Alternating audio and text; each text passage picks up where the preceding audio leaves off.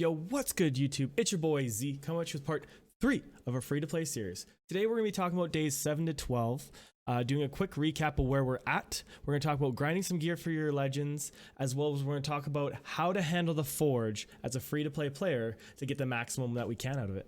All right, let's get to it. Boom. All right. So first things first, let's do a quick recap of where we're at. We've been grinding quite a bit. We have managed to get Kale to level 50. That's huge. It's going to let us push through Brutal. So we have not completed the campaign on Brutal, but what we have done is we have gotten ourselves all the way to part 8. Not too bad. I would still like to finish Brutal, but we're going to have to do a little more grinding for champion progression.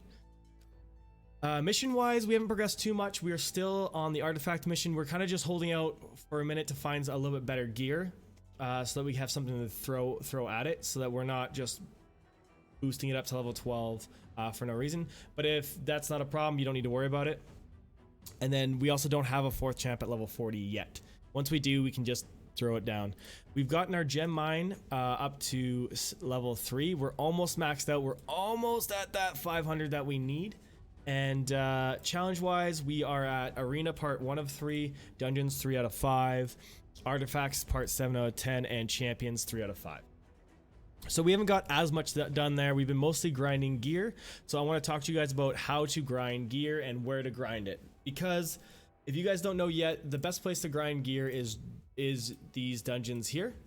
But we can't hit the magic number 13 on the dungeons. So the reason we want to hit 13 on the dungeons is once you are able to clear out stage 13, you can get max star gear. We're not quite there yet. So what do we do for intermediate? Do we just grind like stages 9 and 10 and get our 4 to 5-star gear? No. It's going to cost you a lot of energy to do that, and it's not going to yield you a bunch of experience.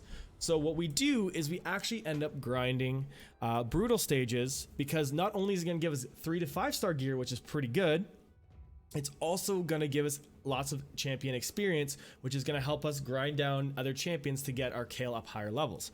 So the stages that are really beneficial at this stage are going to be stages 6, 5, 4, and stages 8 because of lifesteal gear.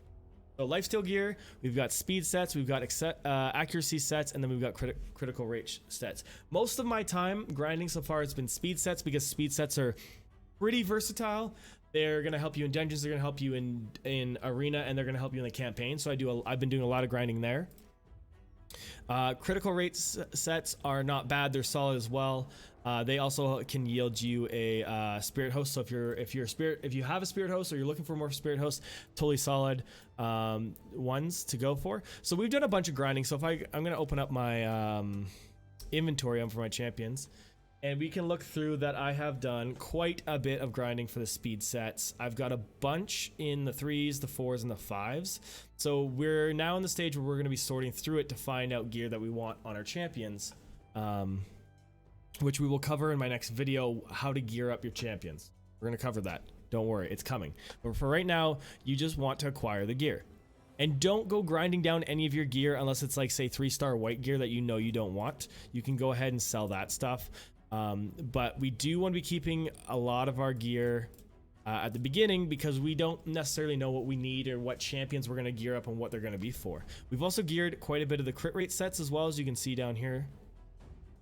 And not so much of the accessory sets yet. I was focusing on speed and crit rate. I am going to get some lifesteal sets going as well, probably. But next we want to talk about the Forge. The Forge is also a great resource that's new to Raid Shadow Legends. But once you hit level 30, so if you're at level 30, this applies. If you're not level 30, it doesn't apply to you. But we hit level 30. So what do? You can craft 5-6-star gear right off the bat. That's awesome. That's amazing. Well, problem. Hold up. Wait a minute. You can craft only so much of it, and it's going to take you a while before you're going to be able to grind out new legendary items like this. So this is super valuable, because realistically, if you're doing the resilience set and the perception set, you're only going to get 3 pieces each. 3 pieces each, that's it. And if you do these swift parry or the deflection sets, you're only getting 1 piece. So how do we maximize that? How do we get some benefit out of that? Well, in order to sculpt your gear a little bit more, you're going to have these little charms down here that you can use. One's ranked. You can get rank charms, you get rarity charms, you get weapon charms, shield charms, gauntlet charms, all that fun stuff. Now, we don't have any. If you just started, you don't have any. I don't have any. You don't have any. So, key is for me, right now, I am holding off on using these to see if I can grind any ranked charms or rarity charms. How do we get those? Well, real quickly, let's go on a side tangent. Your events and things will give you charms of the nature. I believe, I want to say it's the artifact enhancement event. Yes, see, artifact enhancement event. You can get rarity charms. Sweet. So we know we have an outlet to get these. You can get them through multiple different sources, but now that we know we can get them, we know that we just have to grind for those specific charms so we can get those. So those are going to be very valuable for us, because if we can land, let me go back into the screen real quick. In the Forge, if we can land a epic, or like a purple or orange, epic or legendary 5 or 6 star piece of gear item, it could be huge for our account right now, because right now we're looking at 4-star gear. That could be huge. So that's something that we definitely want to look at and to keep in mind. Now, why am I talking about the Forge if we're not going to do anything with it? Well, we are going to do something with it, because the 4 and 5 star gear, which is also going to be really awesome for us, we can grind out some of that. And I have already used some of it, right?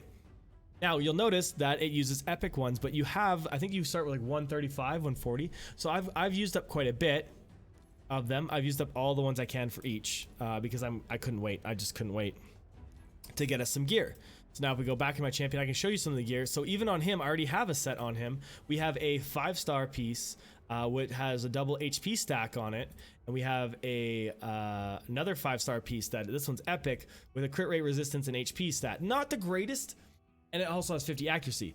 But this is going to help my champion push forward to the point where he's going to be able to hit a little harder.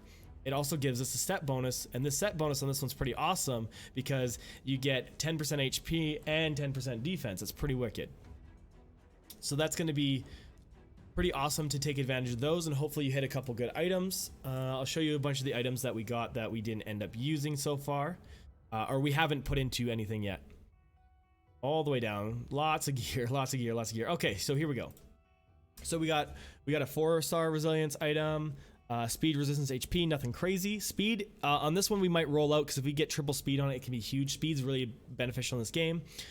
Defense, resistance, accuracy, not the greatest, but then again, if we get a double accuracy roll on that, that could be pretty huge for where we're at as well. This one gives defense percentage and edge HP percentage, so this can be a pretty wicked gauntlet for one of your defense champions to throw up to level 12. And you can pair it with one of the shields. I could pair it with this resistance shield, get some accuracy if the champion needs it, or the sword, and just go for speed, right? And then we got accuracy. On this one, we didn't get as much. We kind of got a little unlucky. Speed and attack is fine. Attack, crit rate, might see if we can get a couple crit rate rolls here. Attack percentage is not ideal for gauntlets. We'll talk about that in a later video, just to cover that. And same thing with this. Attack percentage is fine, but it's not what you're really looking for. Cool. So that's with the Forge. So you can grind blue gems pretty easily. These ones you won't be able to grind for a while. So you'll be able to make, say, a few of these sets right off the bat. And if you go into faction wars and complete some of the easier stages, you might be able to grind out a couple extra sets, because that's, in order to get the medals and stuff, we have to do it through faction wars. So we're not focusing on faction wars, but if you can complete a couple, get some extra gear for your champions and stuff.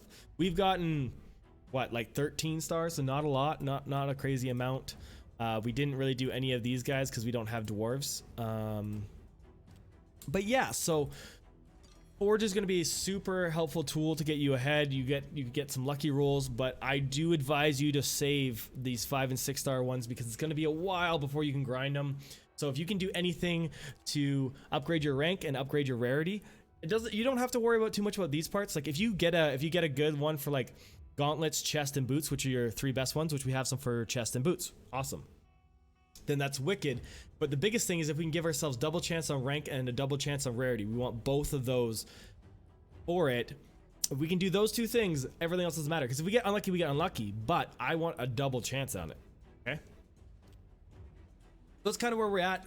You guys are gonna notice that we are now starting to save our ancient shards. We have 4, and you can't see it, but we have 2 void shards as well. We're not spending as many ancient shards because we do have quite the catalog of champions. Sweet. But We are coming into a 2x void event this weekend for me, based on the date of this video being posted, and that is why we're gonna hold off to see what we're grind out now. Cool. That's kind of everywhere we're at. All we're trying to do for the next few days is see if we can get Kale to level 60, grind out some more gear, and then finish Brutal. And we want to get to Brutal 12-3. We've talked about this a bunch. We've talked about this a lot. Everyone knows it. Brutal 12-3, so we can really grind those champions, really get the extra bonus bits that we want. And then once we can do that, then we can probably start moving on to Dragon dungeons, which we'll do a video on the Dragon dungeons and where you need to be on it. But once you can get a 6-star and a couple 5 stars, 1 to 2 6-stars depending, like 2 6-stars you're probably good, and it depends on the 6-star itself. But once we can get there, we can probably start grinding out Dragon 13, and that'll be big. Also guys, lastly, before I let you guys go, I know I'm starting to ramble now, I want to talk about the events and tournaments. So with events and tournaments, don't ignore them. Keep an eye on them. If there's one that suits what you're doing, like Dungeon Divers is really good with grinding up those gear pieces and the leveling, because you just take advantage of it. And same thing with champion training, because you're getting gear, so you're just doing it naturally.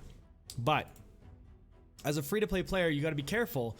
If you do see an event that you think you can slam and you can push for, and here that's going to yield you good things, like this one's not even worth it for us. Like I didn't even do this one at all, the Ice Golem one. I mean, we're really low level. It's gonna be hard for us to do anyway. But if there was something really good here, we might grind for it. Or if the top slot, if we thought we could nail out that top slot, we might have gone for something. But I will keep you guys posted if we do find out an event like that, so you guys can get a good idea. You just want an event that's gonna give you, like, if you get a void shard from event or some 6-star epic gear, like that could be really big for your accounts this early on. And if you can grind against the other people, that could be wicked too. But if you don't overextend yourself, pay attention to them. This is gonna be a little more finesse work on that one. Don't just go for it. But if you can see an easy way to get it, do it. But don't overextend yourself. Your resources are very valuable on your free-to-play accounts. Especially once we max out this gem mine, we're gonna be laughing because we're gonna start producing lots of gems. So that's gonna be big for us. Yeah, so that's kind of it for days 7 to 12. So the biggest things I want you guys to focus on right now is I want you to focus on gearing up your champions, grinding gear for your champions, leveling up Kale to 60 now, getting Brutal 12-3 done, as well as using the Forge, and only using the 4 and 5 stars in the Forge, but saving those 5s and 6. I know you want to use them now, but you're going to want them more later. All right, that's it. That's all. Peace out, guys. Much love.